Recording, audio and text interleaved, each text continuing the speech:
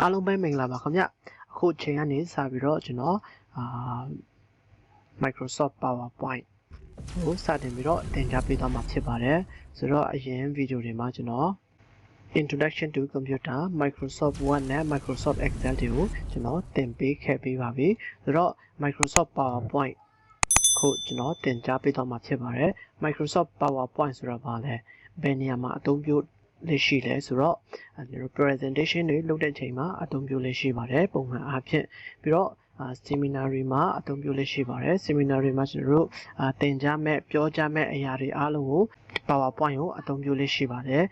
ပြီးတော့နောက်တစ်ခုကဘာလဲဆိုတော့ကျွန်တော်တို့ဒီ worship တွေလုပ်တဲ့ချိန်မှာဒီခရိယန်ဘုရားကျောင်းတို့ဘုရားဝတ်ပြုတဲ့ချိန်မှာပေါ့နော် worship တခြင်းတွေ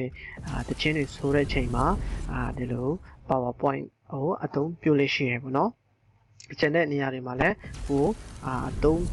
ပြုတ်တတ်တယ်လို့အသုံးပြုလို့ရပါတယ်ဒီ PowerPoint မှာတော့ဒီ computer အခြေခံရဲ့အသက်ဖြစ်တယ်လို့တောင်ပြောလို့ရတယ်ဘာဖြစ်လို့လဲဆိုတော့ဒီထဲမှာဒီ graphic ပိုင်းပါတယ် video editing ပိုင်းပါတယ်အခြေခံလေးတွေပေါ့နော်အခြေခံလေးတွေပါတဲ့အတွက်ကြောင့်ဒီ PowerPoint ကိုကျွန်တော်ကောင်းကောင်းလေးဒီဗီဒီယိုလုပ်ဖို့ကောင်းကောင်းလေးကျွန်တော်သင်တန်းနေလဲတက်ထားတယ်ပေါ့နော်ကျွန်တော်ဗာလဲဆိုတော့အမှ Udemy course ကို၄ course တောင်းကျွန်တော်တက်ထားပါတယ် Udemy ကတော့ free တော့မဟုတ်ဘူးပေါ့နော်သူကပေးရပါတယ် udemy.com ဆိုပြီးတော့ရှာကြည့်လိုက်ပါအမှ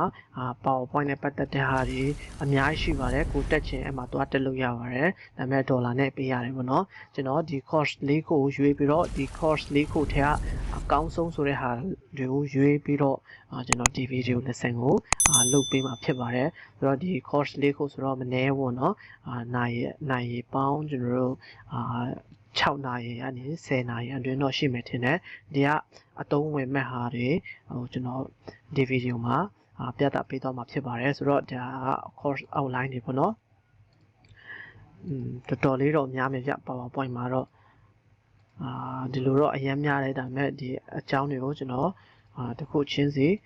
ရှင်းပြပေးသွားပြီပေါ့နော်ဒါတွေက course outline တွေပါ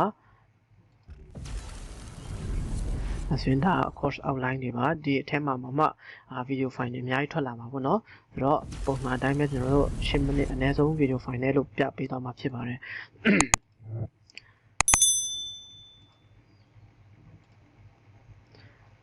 ဆိုတော့ဒီမှာတော့အများကြီး chapter ဒါ chapter လိုမျိုးပေါ့နော် chapter 15လောက်ထိခွဲပြီးတော့လုပ်ပေးသွားမှာဖြစ်ပါတယ်ဆိုတော့ဒီ PowerPoint ကိုပြီးသွားရင်တော့ကိုယ်တိုင်ဒီ professional ကြ presentation ကိုလုပ်နိုင်မှာဖြစ်ပါတယ်ဆိုတော့ဒီနောက်ဆုံးမှာတော့ PowerPoint self design idea ဆိုပြီးတော့ကျွန်တော်ပေးထားပါတယ်ဒီ1ကနေ14အထိတော့ပုံမှန်ကိုဟာနဲ့ကိုဒီဇိုင်းဖန်တီးနိုင်တဲ့အထိကိုဟာနဲ့ကို PowerPoint လုပ်တတ်တဲ့အထိကိုလုပ်ပေးထားတယ်ပေါ့နော်သင်ခန်းစာတွေထည့်ပေးထားတယ်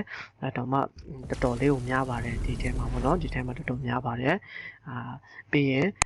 15မှာတော့ကျွန်တော်ဒီ zoom နဲ့ပတ်သက်တဲ့ဟာပေါ့နော်ဒီ design တွေလုပ်ထားတဲ့ဟာတွေကိုကျွန်တော်ရှင်းပြပေးသွားမယ်ထည့်သွင်းပြီးတော့လုပ်ပြသွားမယ်လုံးဝ professional ကြပါတယ်ဆိုတော့အားလုံးရေကုန်စွာနဲ့စောင့်မျှော်ကြည့်လိုက်ရအောင်